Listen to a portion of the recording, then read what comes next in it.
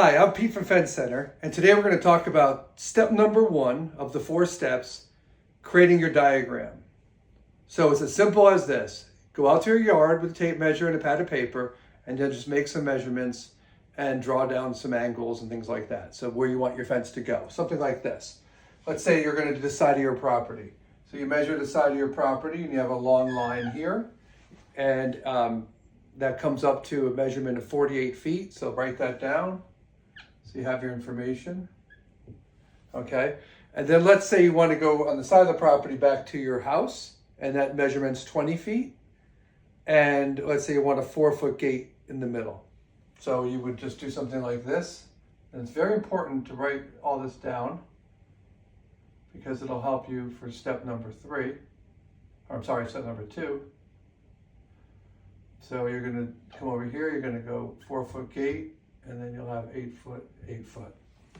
So the last thing you want to do with your diagram is just kind of create where your termination posts are going to be. So this one would be an end post. This one will be a corner post. And then your house will be an end post. And then you'll have a gate post here and a gate post there. So your diagram is done. And then we'll be ready to move on now to step number 2. Hi, I'm Pete from Fence Center, and now we're at step 2 of the 4 steps to getting your fencing project off to a good start. And step 2 is creating a parts list.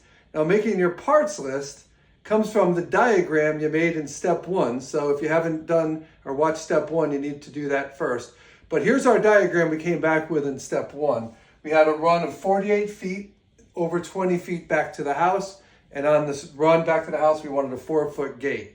So I'm going to show you how to break it down now to get a parts list. We're going to use an example for vinyl fence, which are 8-foot wide panels.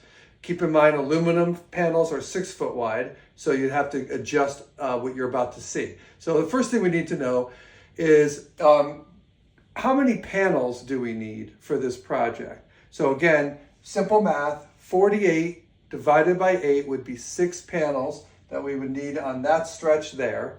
And then over here, we conveniently have 2 panels needed for those 2 8-foot sections. So a total of 8 panels are needed for this project. Then we're going to need line posts. Now, line posts are the posts that go in the middle of a fence run, like you see here. So if you're going to need 6 panels in that stretch, you're going to need 5 line posts. Over here, you're not going to need any line posts because there's no runs of fence. They both terminate. So here, we're going to need 5 line posts. End posts. End posts are posts that start and stop or terminate a fencing line, or they're the post at the gates. So in this case, you're going to need 1 at the start, 1 at the house, and then 2 at the gates for a total of 4 end posts. Corner posts are exactly that. They take a 90-degree turn, and in this job, you're just going to need 1 corner post. So 1 corner post. Now, on vinyl fences, our post caps are sold separately, and you can choose from a couple different styles. So you'll need to add them as well. So you have 10 posts, so you're going to need 10 post caps.